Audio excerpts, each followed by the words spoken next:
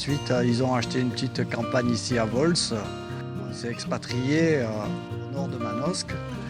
Et donc je suis tombé dedans quand j'étais petit. Il y avait un peu de pommiers à Sainte-Tulle. Et c'est de là qu'est née ma passion pour les arbres fruitiers et le raisin de table.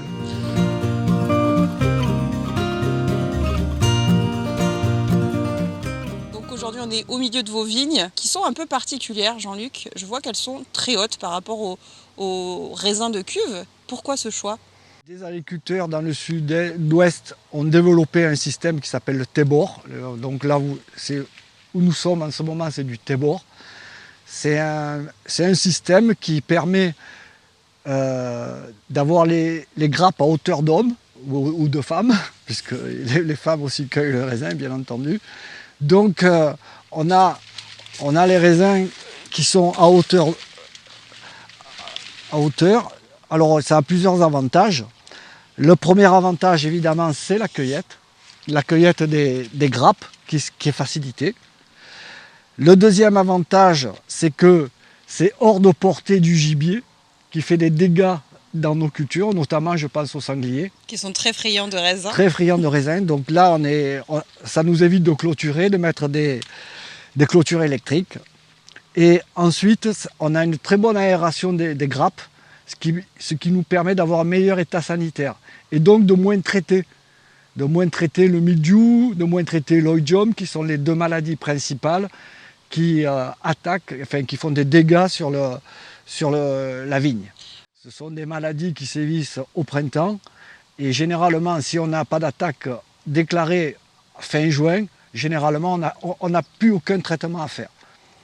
Donc déjà, de fin juin à aujourd'hui, la vigne, elle n'a absolument rien reçu.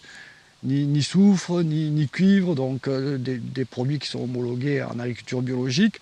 Donc c'est relativement simple. D'autre part, on a la chance ici à Manosque de ne pas avoir ce qu'on appelle les vers de la grappe, qui sont un fléau dans certaines régions.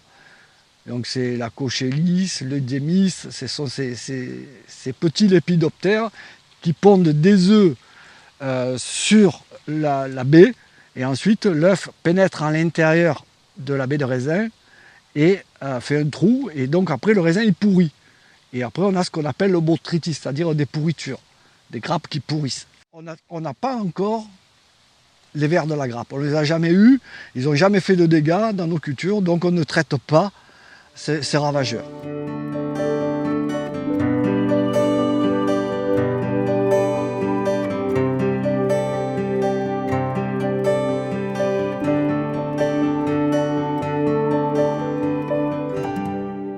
Les muscats de Hambourg sont en lyre chez moi. C'est un système c'est un mode de conduite où la vigne est cultivée sur un plan incliné, avec de chaque côté, de part et d'autre, les sarments qui se développent et qui montent vers le ciel pour former un V.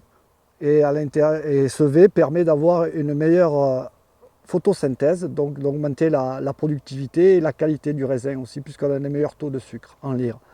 Voilà, donc ça c'est la lyre. Donc c'est deux plans inclinés qui permet d'avoir une meilleure photosynthèse. Donc plus de surface foliaire en contact avec le soleil. Voilà. 30% de plus de qualité et de productivité.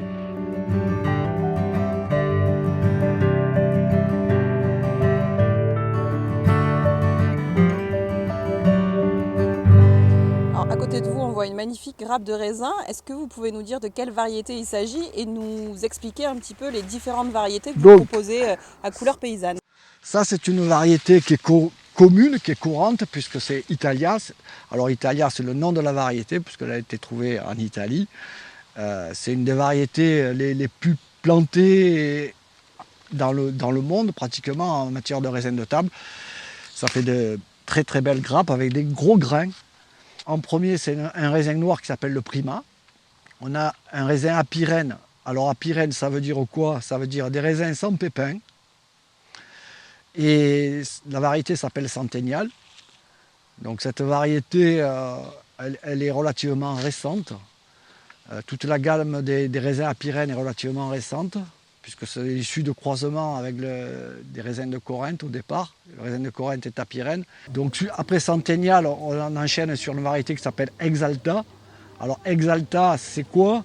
Eh bien, c'est aussi une variété, mais avec une apyrinie partielle.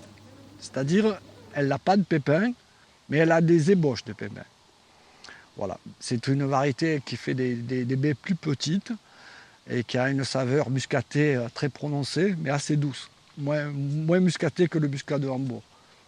Donc on a en même temps qu'Exalta, et entre Exalta et Centennial, on a le muscat de Hambourg, qui est la variété phare des Provençaux. Et des raisins noirs. Oui, parce que c'est celle qui est le plus consommée en France. C'est le muscat de Hambourg. Suite au muscat de Hambourg, ensuite on a la variété Ruby, qui est un raisin rose. Ça aussi, c'est une variété relativement récente.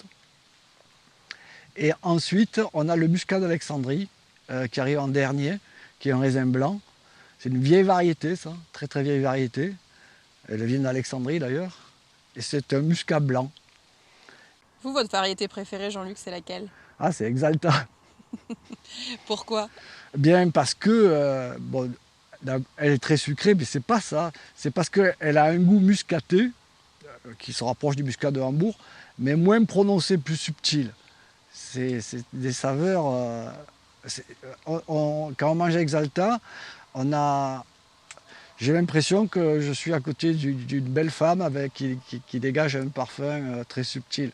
Voilà, c'est un peu ça. Quelle poésie, Jean-Luc, quel poète. Ça vous exalte en fait, l'exaltation. Voilà, c'est une exaltation.